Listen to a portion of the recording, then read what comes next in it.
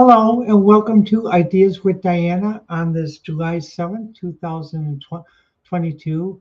Well, today I'm doing the show without wearing my wig and just dressing casually as it's getting hot again in Wisconsin. Well, for today's topic is uh, liv- living slash actual history versus classroom history.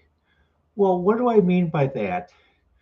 Well, the best way to answer that is by giving two examples. But before I do, I just want to make a point though.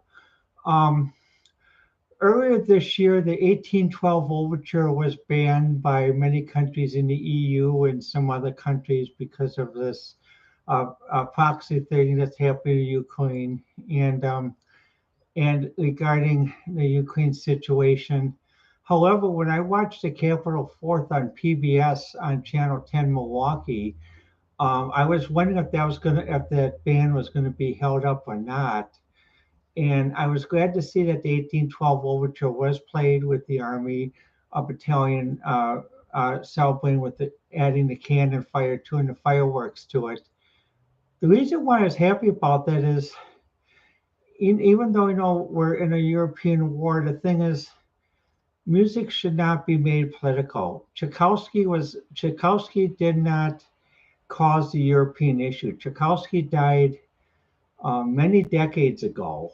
He actually lived during the 19th century and part of the early 20th century. So, um, and his music has always meant freedom and also support of freedom. Just like during World War II, when the Allies would play Beethoven's Fifth Symphony, bum bum bum bum, bum bum bum bum, G G G G, G G G E flat, G G G E flat. And that was considered the foremost radical notes of classical music when it first came up in World War II. It was used to signify a victory by Allied forces over the Nazis. Well, now let me give some example of living history versus actual history. Let me give three. Let me start with the first one. The first one involves when I was working as a young medical researcher in Milwaukee. At one time, basically, what happened was we had various medical researchers that came from Africa and Europe, and one colleague from Africa, he understood me being transgender, but he says you're more of a man than you think because you actually take responsibility for many things that these so-called men here don't.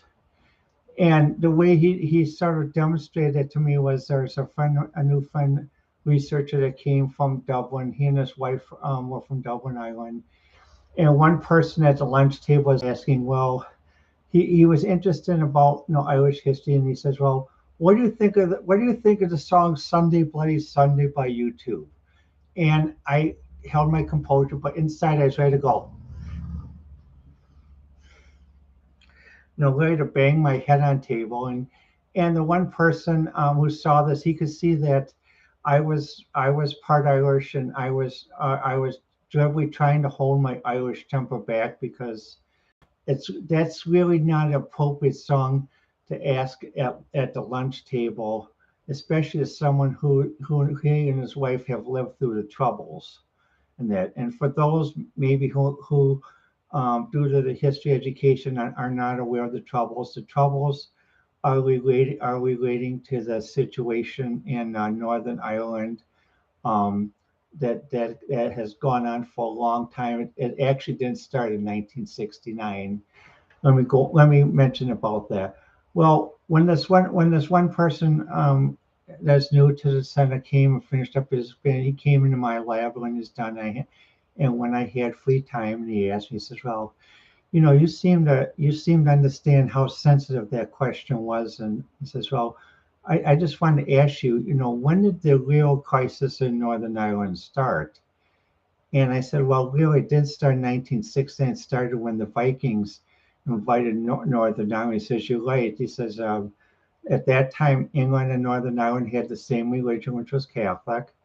And the Irish and the English were good friends. So the Irish asked their neighbors, the English, to come and repel the Vikings. However, basically, as part of the original agreement back then, the English were supposed to leave and they never left.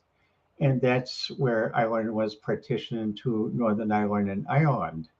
And that's where the troubles sort of actually started, was from the time about about the early 12th century. And but in 69, it started to really blow up. And even with the Brexit thing, it's challenging the Good Friday Accords like that because of the way certain taxation is supposed to be done. And I thought by this time, this uh, this messy salad or messy spaghetti of Brexit X-ing should have been solved by now, and it would have been more like mastacholi rather than a bunch of spaghetti. But it's, I guess, not.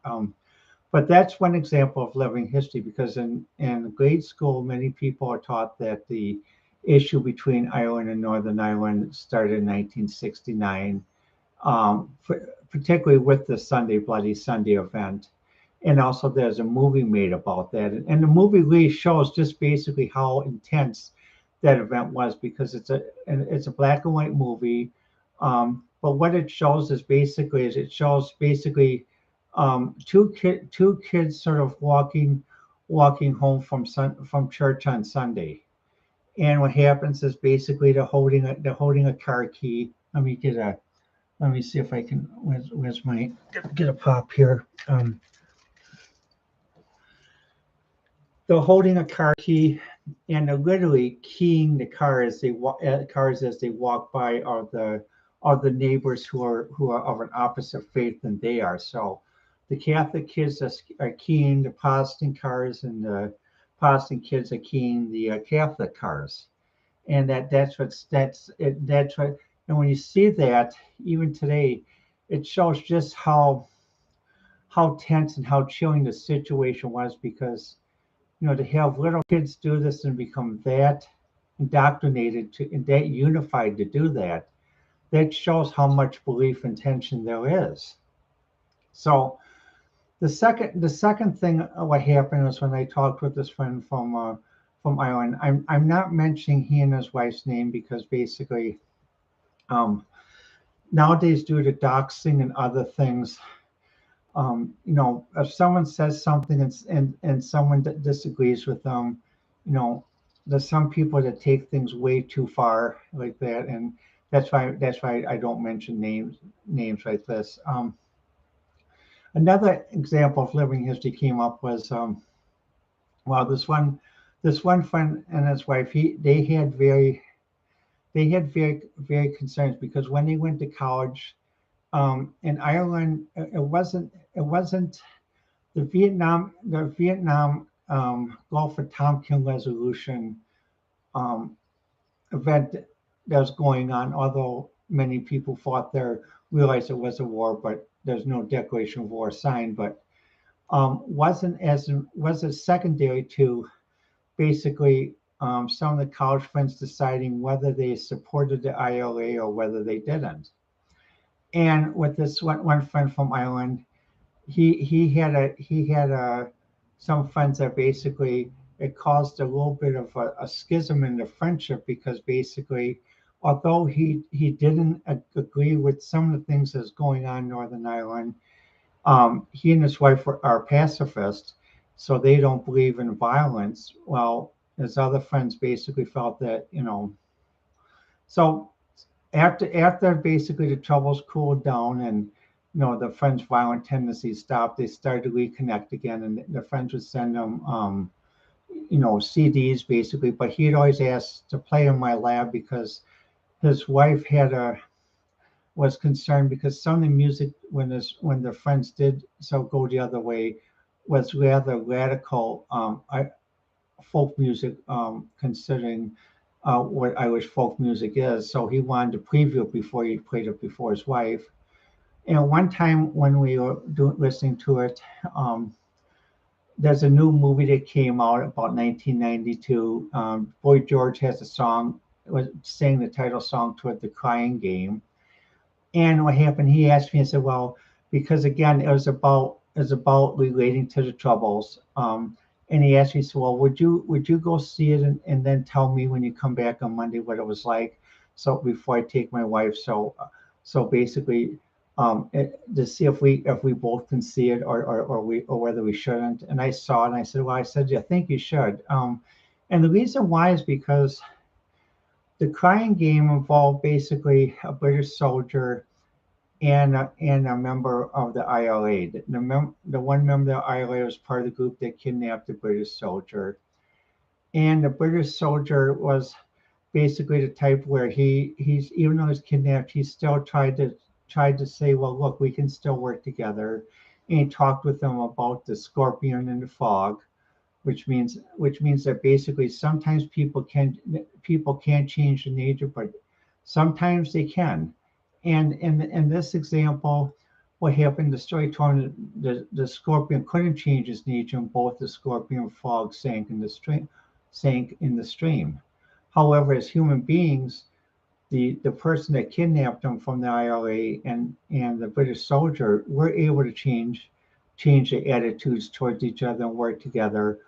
But what happens, as would be basically, the one person from the ILA basically had to find a way to escape because the group he was in did not change as fast as he did. So he escaped to South Kensington, England, where this British soldier lived, to keep a promise they made to the British soldier to contact his girlfriend, um, about what had happened, and just to let her know that basically how things happen, so she would know what the truth actually was.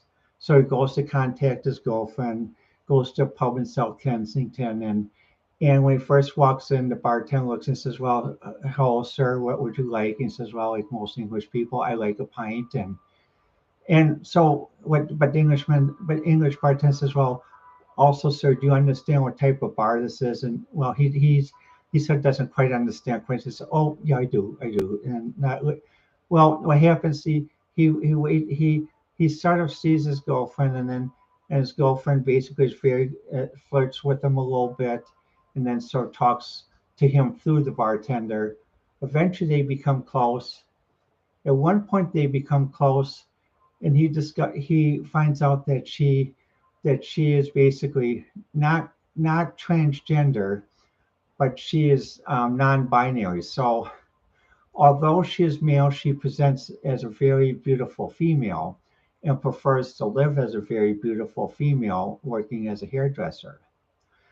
Now, the point in the movie where many people who don't understand the troubles get confused about, which is why I thought explained to my friend why he should go see it, was there's one point in the movie where basically he realized the person that escaped to South Kensington from the ILA realizes the ILA is out to get him because he didn't fulfill his mission, and they're going to give him one attempt to try to um, basically get in good with them again, and he doesn't want to.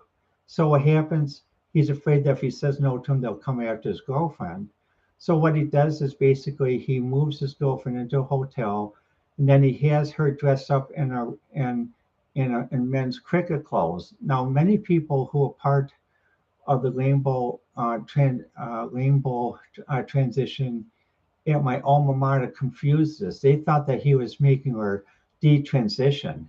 No, he wasn't making. He was doing that so basically that she could hide in public so that the ILA wouldn't recognize it because they knew that it was a woman they're looking for. So he had her go to a different location to try to hide her until he could figure out what to do. Eventually, she figured out a solution for him, and in the story, though, what it shows is she figured out a solution for him, and at the near the end of the story, it showed her basically where when he was in a very limiting situation, she came to visit him and also bought different types of gifts and vitamins so that he could keep his health up. But that interesting thing about the story was when he first came, he first had trouble accepting her as her because um, she was a male living as a female, non-binary, And even though she'd taken hormones like many people who are male to female do, sometimes people get confused because people say, well, if someone's a woman, that means that women don't have a penis and men do. Actually, men and women do have a penis because you have to eliminate, your body has to eliminate nitrogenous waste. So that's not the defining thing. It's men have testes and women have ovaries. So in the movie, it took him a while to first to get over that. And when he finally did, he finally realized that she was very true to him and she did love him, and he also loved her. But the point of the movie was, it was a breakthrough during the period of troubles, because people in Ireland who saw it, they had preconceived notions of what male to female or living non-binary means, and people in England who had the same pre-ideals due to basically um, an opposite faith, eventually came together and realized, well, wait a minute, both those people were not weird. They're not odd. They're not crazy. Not way out there. They're normal people, and that helped actually bring basically both groups to realize there is something they share, and there is something that both of them can, because both of them had people who are male to female, non-binary, but living as women and presenting as a woman. Um, in that in that. So when I talked with my friend, he and his wife saw it, and they thought, oh, this is wonderful. They're glad the movie came out. Now, when I talked with other friends in Milwaukee, they looked at me and they said, are you one of them? And I said, well, with a few friends I confided. There's one person who was a medical doctor that worked at a hospital on campus and taught a aerobics class, and she knew, and she said, I said yes. I said, well, you know, and says, I understand you can't present, because if you present, you'll be fired due to DSM-2 rules. I said, yes. And it says, so she realized it must be hard. So it says, you have to work one way by day, and then you have to live a certain way by night. Now, like today, the reason, sometimes I don't wear my wig. The reason why is because I have syncope. And that's why I wear these bands like that. One says heart patient, and another one says diabetic. You can see, well, let's see if I can do this here.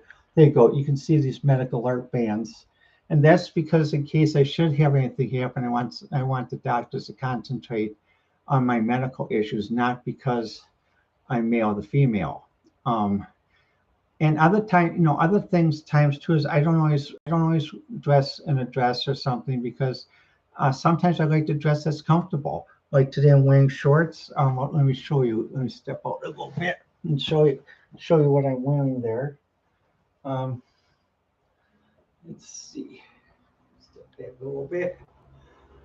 Well, as you can see, wearing top shorts from Target, and something comfortable. Now, the second case I wanted to bring up regarding living history versus classroom history involves Russian culture. On the foreign news, I saw one thing about killing Russian culture. I'm still trying to watch it. It's just when I go to RT and go to documentaries, they just have the 1 minute segment. I'm trying to find where you can watch the whole thing, because I believe it's a 30-minute program, but I can't find the link to the 30-minute program when I go to the RT documentary website using the RT app. So if there's a way they can update that, that would help that. But the point is, regarding the second example, um, when we moved to Kenosha, this was like about in the fourth grade. I went to elementary school at Jefferson Elementary in Kenosha, Jefferson School neighborhood by Washington Park.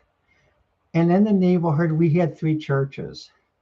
We had St. Casimir's Catholic Church, which was the Polish Catholic Church, Holy Rosary Catholic Church, which was the Italian Catholic Church, and we had the Russian Orthodox Church, which was the again, the Russian culture church. And what was odd though, all of us got along together.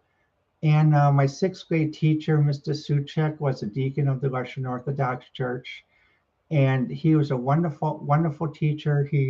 He's a very good mentor to everyone. His wife worked at St. Catherine's Hospital, was a well-loved nurse and a wonderful nurse. Everyone enjoyed and appreciated the work that she did when she took care of them. However, during that time in the 70s, the Cold War was on, so many people who went to the Russian Orthodox Church, there were some dumb people who would say, well, if you're Russian or if you're Polish, you believe in totalitarianism and other stuff. And it's like, no, we're Americans. We believe in freedom. And actually, my grandfather's name is inscribed on the wall at Simmons Library, as many other Kenosans who fought in World War One. And my grandfather, my mother's side in World War One, was in the Navy. My dad was a military contractor doing from 1950 all the way to 1974. I was a medical military contractor from 1983 to 2005.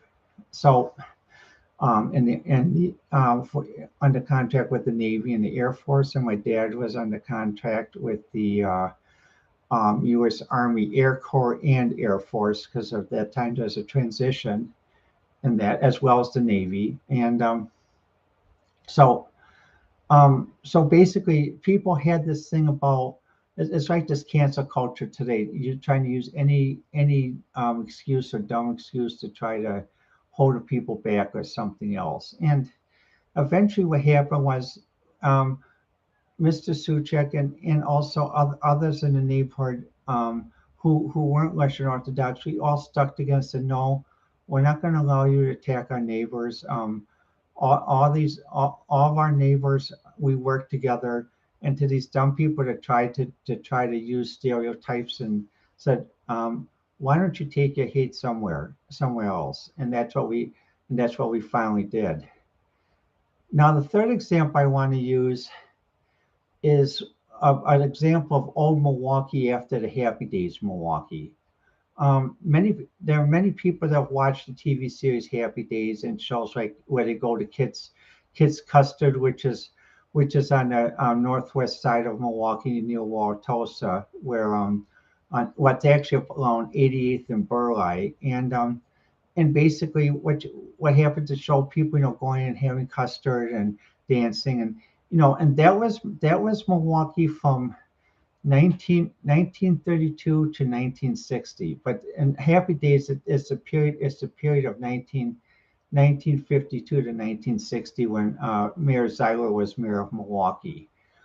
He was the last of the American Socialist mayors of Milwaukee. There actually were four: Zeiler, the two Home brothers, and I can't remember who the fourth one is. However, the thing what the American Socialist mayors did, though, was they provided health care. They worked with industry to work for better working conditions. And part of the healthcare project actually helped my dad, because my dad had polio. And if it wasn't for the American Socialist mayors, my dad wouldn't have been able to walk. His life would have been much different. They did a muscle transplant where they took the muscle from one leg and switched it over to the other leg, and the muscle on the other leg switched over to. So in essence, the strong muscle was put on the weak leg, so that basically that allowed him to use the one leg to walk, and the weak muscle was put on the strong leg, which became stronger, which allowed him to use both legs equally. However, it meant that my dad could walk, but he couldn't run. He couldn't run, and he developed a philosophy on that basically, because people would try to tease him, and they say, well, we can run away from him. But what happened was he would take a step. Like one time when I was younger, there's some bullies bullying me, and my dad saw it. Let me show you an example of what he did. Remember now, I said my dad couldn't run, so this is what he did. He just took a deliberate step by step by step by step. And what happens, these bullies, they started running. They said, well, why are you running? He says, he can't even catch you. But by his deliberate steps, they knew that he would not stop until he was able to come to their house and talk with their parents, no matter how long it took to walk there. And that showed a point of being firm. However, after Happy Days Milwaukee ended in about 1960, Milwaukee went through a lot of ethnic strife, including having the National Guard come to Milwaukee in '67 when a group tried to burn downtown Milwaukee, like the way a group tried to burn down Kenosha in 2020. And at that point, Milwaukee was under military quarantine, as was Kenosha. And what I remember basically was being, when we came back from my great grandmother's funeral, um, because of quarantine, we actually had to be escorted back to our neighborhood by a National Guard because they didn't know whether it was still safe to be out. So we went back. But years later, when I started to work in Milwaukee, during those times of troubles, shifted from being the Happy Days Milwaukee of openness to like fourth like Milwaukee. What I mean by fourth like Milwaukee, it was, if you're German, you're okay. If you're not, get out. And what happened was basically, so even Polish people, people who are part Polish or full Polish in the ancestry, had to, what's the word I'm looking for?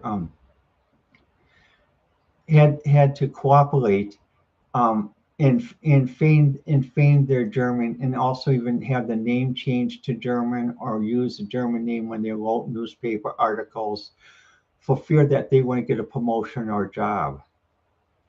And it became so bad that even like a few people I worked with that were Polish.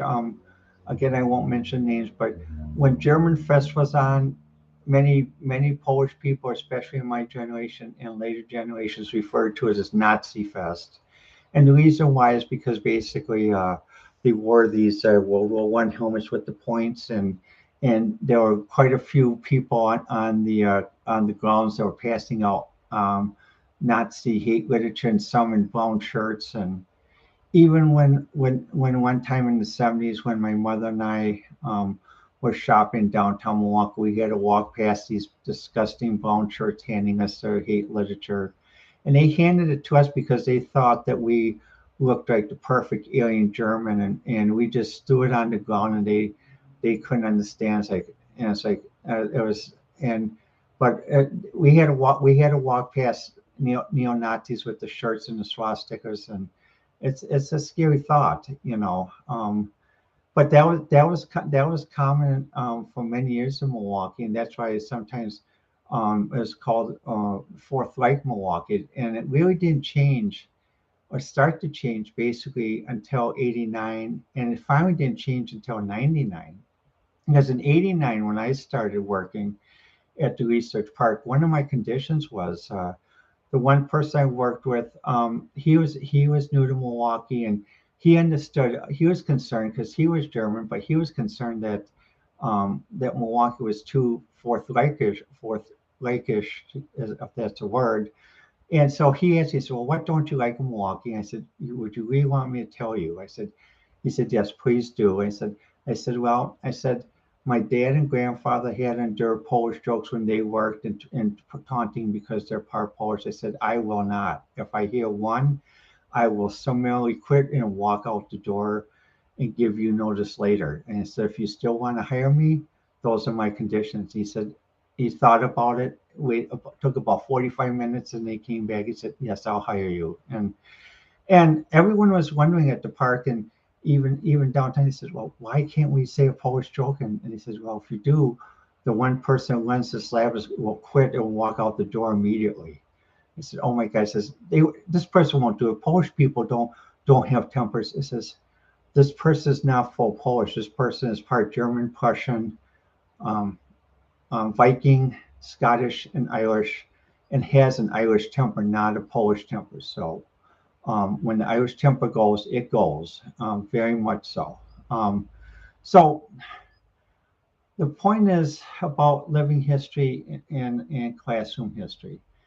Classroom history, even today, like with this conflict, there's many things taught talked about via classroom history, not actual living history. Because when I watch the foreign press, RT, France 24, BBC, Deutsche Welle, but mostly some. I sort of see both sides. What's the conflict like on both sides? People waiting in line to get food, people waiting in line to get medicine, and I see this more in the foreign news. I don't see this too much on CBS or the American news. I see like special things where they show one group, one person was impacted, but they really don't show that basically um, like when a shell hits an area, they don't show the markings on the shell to verify that the shell was actually fired from Russia. Now on the foreign news, when the reports that are in a foreign area, when a shell hits is claimed to be from the Ukraine army hits an area, they actually show the markings to show that whether it's a shell from the Ukraine army, an old Soviet style shell, or a shell that we supplied and that hits an area, along with the serial numbers and the markings on the shell. The point about this is basically um, it's a case where it's actual fact. You can see it because sometimes in the newscast, sometimes they use file footage, and what happens is when you actually see the shell numbers and that, it's not file footage. Also, regarding this conflict though too, there have been reports in the foreign press about people from the French press and people from the UK press who made comments regarding reporting on the Ukraine war situation that didn't jibe with the government of Ukraine, and they were suddenly forced to leave the country or questioned by the security services. Um, Freedom of press means freedom to make reports that may be objectionable, and it shouldn't be basically um, press reporting that supports a one-party view, and that should also be press reporting that reports what the actual fact is. A strike is a strike. A strike is not a ball. So if the ball's in a strike zone, it's a strike, even though the local fans may not like it and may be a call of third strike, it's still a strike. So what I'm trying to say is basically is part of the reason why I still watch the foreign press as well as RT, because basically um, I'm concerned when I see reports that even the UN in 2018 listed Ukraine as not being tolerant to freedom of press, not being tolerant to different political parties, um, very low on the anti-corruption list, and recently about the Ukraine government banning opposition political parties.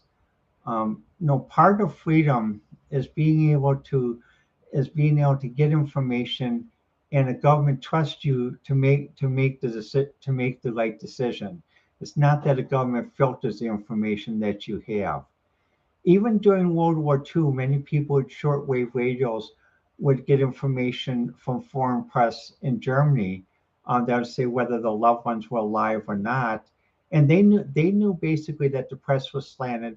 However, the Roosevelt administration trusted the people listening to that to know that they could make their own decisions, that it didn't have to be filtered and didn't have to be jammed or didn't have to be canceled or didn't have to be blocked like it is on YouTube and on Samsung TV Plus. I can get it through other apps because I have a different TV. I'm not going to mention it because um, I think banning information and not trusting people to make the right decision and putting blinders on them and say, well, you got to see it our way with the blinders. You can't look this way or that way.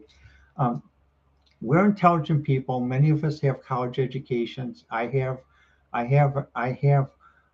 doctoral degree, all but dissertation, completed an MBA degree. Um, advanced bachelorate in pre-med applied computer science, 3 independent studies, 2 in artificial intelligence, 1 in pre-med and bio in medical education, as well as multiple published papers. Former associate vice president of the Society for Computer Simulation, also chairman of the Emergency Management Planning Technical Engineering Activity, boy, a mouthful, for the Society for Computer Simulation, as well as consultant on medical, computer, and security methods areas, as well as a current member of InfraGard. And that. So my point is, we got to stop this idea of this old liberalism thinking of filtering. It's like when rock music came out. Well, we'll play rock music as long as we can filter it. And if someone does something wrong, we go and don't put them on TV again. No, that died out a long time ago. That died out basically even by 1970, because even Ed Sullivan realized that basically what the censors were telling them and what other people were telling us, that this was the music that people that reflected how people were feeling, and it's needed for people to be able to live through it and the environment that they're in. So please, let's stop this wokeness. Let's stop this cancel culture. Let's open up YouTube where we can have all the foreign news back on YouTube, including RT, even though some may consider them objectionable. And follow the example of Twitter. Twitter allowed RT back. YouTube, please allow RT back, because people are intelligent. They can make up their own minds, and they know what is right and wrong. But when things are deliberately blocked or filtered or basically not allowed to be viewed, that shows people that basically, why are you afraid to show an alternative view? Well, let me know what you think. You can reach me on Twitter at Diana1A, or the show's website at Ideas with Diana. Thank you for watching, and to our friends abroad, I hope that basically the economic situation gets solved soon, and that maybe we can get negotiated settlement before winter comes. Because I hear on the news about all the hardship you're going through, and we're going through it too. So let's hope that wiser heads prevail and we can finally get this Ukraine situation finally solved.